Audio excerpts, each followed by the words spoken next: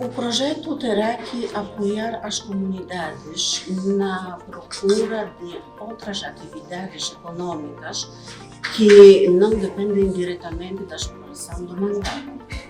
Agora, quais são essas atividades? É um pouco difícil dizer porque isso depende das condições locais.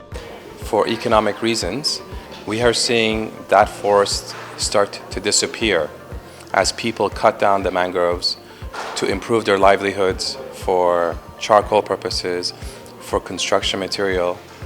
We are seeing these forests start to disappear.